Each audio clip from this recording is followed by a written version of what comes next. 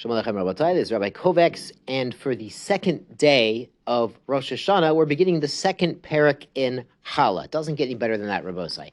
So, second parak, first Mishnah. Perot hutz laaretz, shenichnesu laaretz.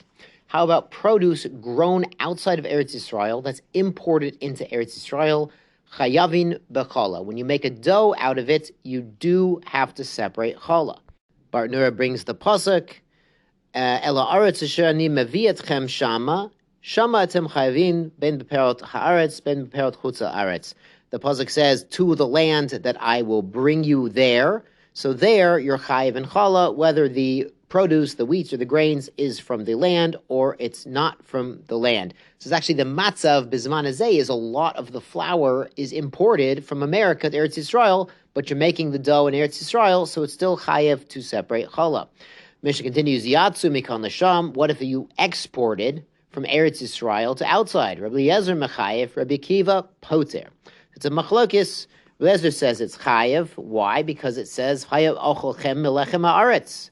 Melechem haaretz could be anything that's from the aretz. Rabbi Akiva says no. It says sham. It says acholchem. It says el haaretz asher mevi etchem shama. So it's only shama, only in there. He's chayev in challah, and that's on a deraisa level. On a rabbinical level, we do separate challah outside of Eretz Yisrael, but on deraisa level, only inside Eretz Yisrael. And the Barna brings halacha k'Rebbi Akiva.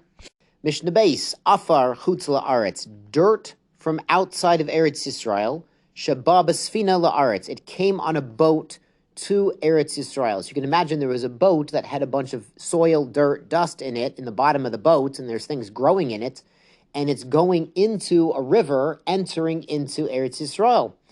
Chayev b'maisrot u'b'shvit. So now it becomes chayev in meiser and in shvit. Amazingly enough, even if it's still on the river, it's not in dry dock on top of Eretz Yisrael. It's in the river, and the river is on top of Eretz Yisrael.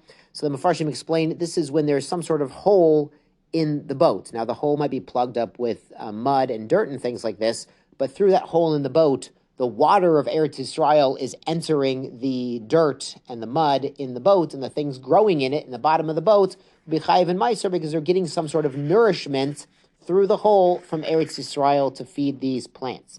Amar Rabbi Yehuda, Eimatai. Rabbi Yehuda says, when does this apply? Bizman shesfina gosheshet.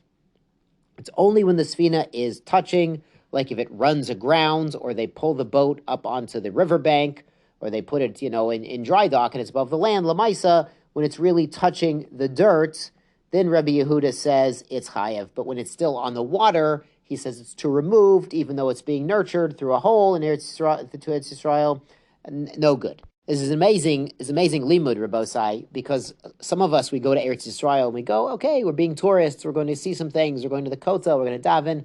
But if we make ourselves like the hull of a boat that has no holes, nothing getting in, nothing getting out, then the kedusha of Eretz Yisrael does not penetrate. We have to make ourselves into holy people, but to let the kedusha come in, like this boat with the little hole in the bottom, that the nourishment, the kedusha of Eretz Yisrael does get in.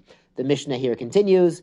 Isa hanulusha me perot. What if you use not water to knead your dough, but fruit juices? Chayevet bechallah. It is chayev in challah, even though he didn't use water, he used juice to make the dough. But it could be eaten with unclean hands. You wouldn't have to wash your hands. That was something we mentioned yesterday. The last Mishnah in the first parak was the Kohanim have to wash their hands for truma and for challah. But here, it wasn't made with water. And it's not just water, but it's one of the 7 liquids that can be machshir l'kabel tuma, yad shachadam. It's not just water. Grape juice or wine would count as well, and some other liquids. But if it's made with, for instance, apple juice or orange juice, then it's not mekabel tuma. It never touched water, so technically it can be eaten with unclean hands. The Shulchan Aruch paskins, you should avoid making a dough like this, because then when you separate challah, it's technically challah tahira, and you wouldn't be able to burn it. So that would be a problem, bizman hazeh, and we'd have shilas about the tuma and the tahara of it. So it's better to make a dough, if you're going to make a dough with fruit juice, to add water as well, so it is mekabel tuma, it does become tameh, and you can burn the challah according to the Shulchan Aruch. There's another interesting issue. If bread is made with a lot of sugar, a lot of fruit juice, then for Sfardim, it might not be bread anymore. It might be mezainos. And even for Ashkenazim, certain rolls that are very sweet, so there's such thing as mizonos rolls, that they're made very sweet. They taste kind of more like cake in bread form than bread. That may be, to many poskim, also a mizonot. But if you want to make bread for Sfardim usually have water challah, they have, it doesn't have eggs, doesn't have fruit juice, so it's pat beit Yosef. That's based on another discussion that pat baba kisnin might be any dough that's very sweet, might be mizonot instead of hamotzi. But in this case, we're concerned about the tuma and tahara of this dough. Chazak v'roch rabotai, gemar ketiva chetima tova, gutu ben shtiar.